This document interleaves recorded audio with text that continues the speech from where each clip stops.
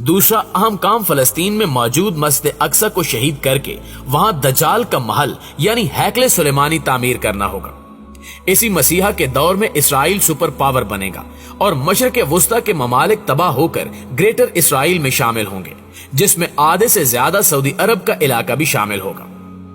Doctor साहब मजीद कहते हैं कि हम तेजी से इस सूरत हाल की तरफ बढ़ रहे हैं जब दुनिया के 1.5 अरब मुसलमान सैलाब के वो तिनके बन चुके हैं कि जिनके बारे में मेरे आका रसूलुल्लाह सल्लल्लाहु अलैहि वसल्लम ने बता दिया था कि ये तादाद में बहुत ज्यादा होने के बावजूद भी सैलाबी तिनकों की तरह कुफार की चालों में बह जाएंगे। कुफार एक दूसरे पर मुसलमानों पर हमले के लिए ऐसे दावत देंगे जैसे दस्तरखान पर खाने की दावत देते हैं। अब आप देखें कि किस तरह हमारी कौम मुकम्मल तौर पर कुफार की चालों से लाइल्म नजर आ रही है। हमारा मीडिया और हमारे हरामखोर सियासतदान कुफार के इशारों पर नाचते हैं। मीडिया हो या सियासतदान सब रोल मॉडल के तौर पर कुफार के निजाम को पेश करते हैं, जबकि अपने इस्लामी असलाफ को ये तंग नजर कहते हैं। इन्हीं नाम नेहाद मजहबी इंतहा पसंदों ने अपना जहन बना लिया है कि सही सिर्फ यहूद और नसारा हो सकते हैं, मुसलमान कभी सही नहीं हो सकता।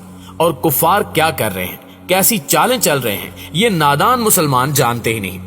ये भूल जाते हैं कि इब्लीस लईन आज भी जिंदा है और वो भरपूर नए नए अंदाज में कुफार को मशवरे देकर इस्लाम खत्म करने की साजिशें कर रहा है। इब्लीस को ईसाइयत या हिंदू मजहब से कोई मसला नहीं, क्योंकि वो तो पहले ही गुमराह हो चुके हैं। सन 1995 में एक खिताब के दौरान डॉक्टर असरार अहमद फरमाते हैं कि याद रखें, आलमी हुकूमत बनाना सयूनियों का सदियों पुराना एजेंडा है, जो कि सयूनियों के दाना बुजुर्गों की खुफिया दस्तावेजात द इल्यूमिनाटी प्रोटोकॉल्स में भी जगह जगह मज़कूर है। इसी मकसद के लिए पहले लीग ऑफ नेशंस नामी आलमी इत्तेहाद कायम किया गया था और आगे चलकर इसे अक़वाम मुत्तहिदा यानी यूनाइटेड नेशन बना दिया गया।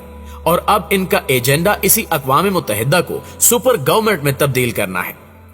यहां जरा आप तसव्वुर करें कि अगर अक़वाम मुत्तहिदा को सुपर गवर्नमेंट डिक्लेयर कर दिया जाए तो इसका इदारा WHO आज खुद वजारत सेहत बन जाएगा और फिर वजारत का हुक्म होगा कि पूरी दुनिया को वैक्सीन लगानी है। जो नहीं लगाएगा उसे अक़वाम मुत्तहिदा की आलमी पुलिस इंटरपोल के जरिए उठा लिया जाएगा। यह दजाली आमरीत का वो दौर होगा कि फिरौन भी इस जुल्म से पनाह मांगे। ये भी याद रखें कि इस आलमी हुकूमत का हुक्मरान सिर्फ और सिर्फ यहूदीउल नस्ल जालिम सिफ्त इंसान नुमा भेड़िया ही होगा, जिसके बारे में इसराइली रब्बी पहले ही ऐलान कर चुके हैं कि हमारा मसीहा इसी साल आ रहा है।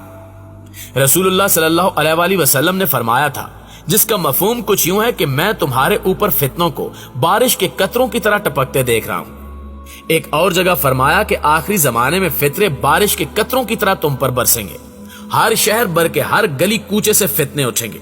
उस वक्त मोमिन तमन्ना करेगा कि काश मैं इस जमीन के अंदर चला जाऊं या आसमान मुझे निगल ले, क्योंकि उस वक्त लोगों को हक की बात बताना ऐसे होगा जैसे जलता अंगारा हाथ में उठा लिया हो।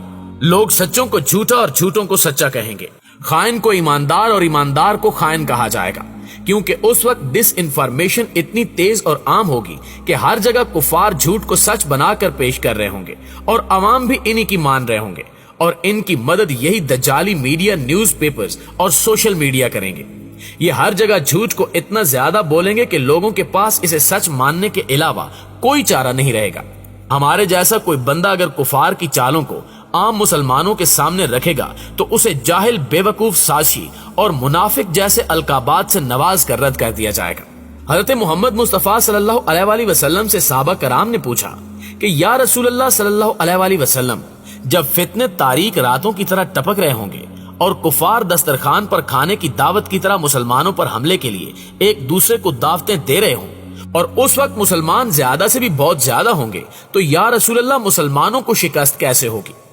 रसूलुल्लाह सल्लल्लाहु अलैहि वसल्लम ने फरमाया कि उस वक्त तुम जिहाद को भुलाकर दुनिया के मालो जर से मोहब्बत करने लगोगे। बदले में अल्लाह कुफार के दिलों से तुम्हारा खौफ और रोब निकाल देगा। वो बेखौफ होकर तुम पर टूट पड़ेंगे। जब तुम जिहाद को छोड़ दोगे तो अल्लाह कुफार के दिलों से तुम्हारा रोबो दबदबा निकाल देगा और तुम्हारे दिलों में मौत का खौफ डाल देगा।